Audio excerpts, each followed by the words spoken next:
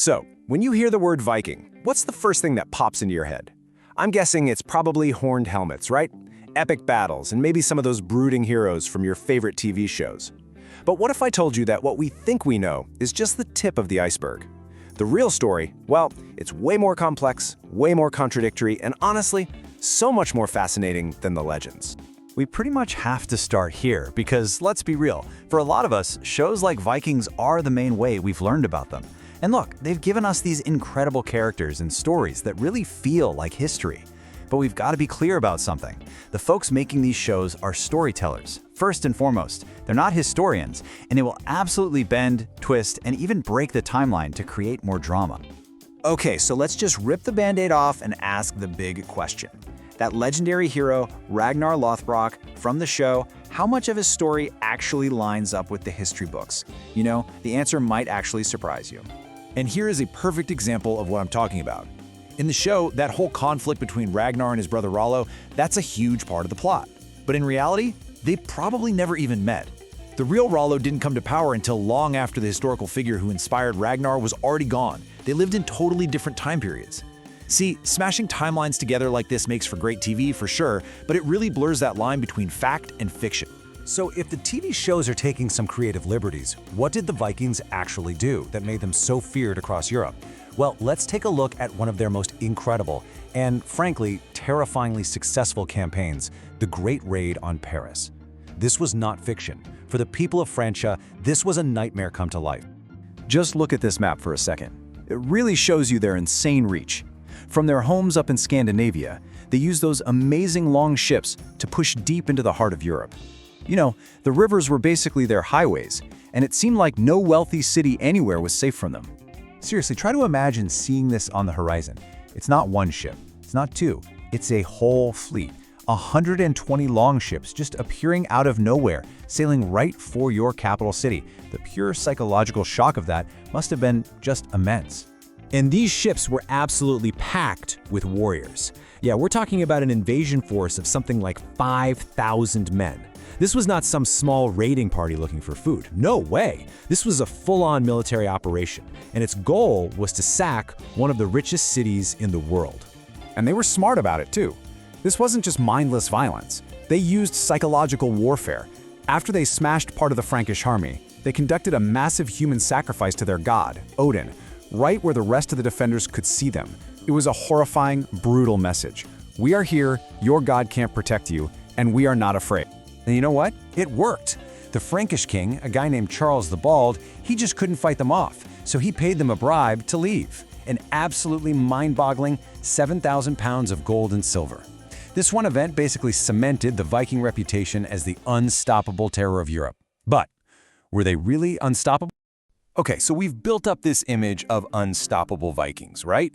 Well, now let's throw a wrench in that. Because just 1 year before their incredible victory in Paris, these same Vikings suffered a huge, crushing defeat. And it's a story that you almost never hear about. It's a defeat that shows they were tough for sure, but they were definitely not invincible. So they'd been raiding all over the Christian kingdoms in the north of Europe, and they started hearing these tales of the incredible wealth and power of Al-Andalus to the south. So, naturally, they pointed their longships toward a completely different world. And at first, their attack was a complete and horrifying success. They stormed the city of Seville, which just wasn't ready for a naval attack like this. And for a solid week, they just caused chaos, just like they had everywhere else. But this time, oh, the response was going to be very different. See, the ruler of Al-Andalus, al-Rahman II, he didn't just pay them off and hope they'd go away. Nope. He launched a swift, decisive, and brutal counterattack. But even more important than that, he learned his lesson. He kicked off this massive strategic project, strengthen the cities, and, this is the game changer, build a powerful navy from scratch to make sure this could never, ever happen again. And the result for the Vikings was a total disaster. They got routed in a major battle, the Andalusians burned 30 of their precious ships, and then, in a final, brutal twist of irony, the captured raiders were hanged from the city's own palm trees. That brand new Andalusian navy went on to kick Viking butt for decades. It's just such a powerful reminder that history is never, ever one-sided. Okay, so we've seen what they could do, their biggest wins and their biggest losses. But to really, truly get who the Vikings were, we have to look at why they did what they did.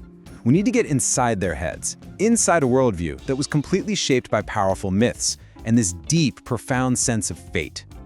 At the very center of their universe was Yggdrasil, the World Tree. And this wasn't just some fairy tale for them. This was the literal map of their reality. It was this giant cosmic tree that connected everything. The world of humans, the world of the gods, the world of giants. Their entire existence played out in the branches and roots of this sacred tree. But hanging over this entire cosmos was the shadow of Ragnarok, the doom of the gods. And you've got to understand this to get the Viking mindset. They believed that the end of the world wasn't just a possibility, it was inevitable. Even their most powerful gods, like Odin and Thor, were fated to die in one last, giant, world-ending battle. And that sense of destiny, that fatalism, it shaped everything they did. So, in a world that you know is doomed to end, what actually matters? Well, for them, it was wisdom, honor, and glory. And all of those things came with a heavy price. Odin, the king of the gods, literally sacrificed one of his own eyes for just one sip from the well of wisdom. Tyr, the god of war, lost his hand to a giant wolf just to protect the other gods. The message here is crystal clear, right? Anything truly valuable, well, it's gonna cost you. Okay, so let's pull all of these different threads together.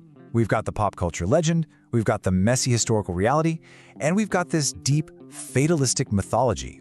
So, how does it all fit together? This right here kind of puts it all in perspective. The legend gives us these amazing characters we love to watch. History shows us they were brilliant, but also very human. Unstoppable raiders one year, a defeated army the next. And the myth, that reveals the cultural software that was running in the background, driving them. It was this desperate desire to achieve a kind of glory that would outlive them, in a world they knew was eventually going to end. So the big takeaway here is this. That image of the axe-wielding berserker is such a tiny, tiny part of the real story.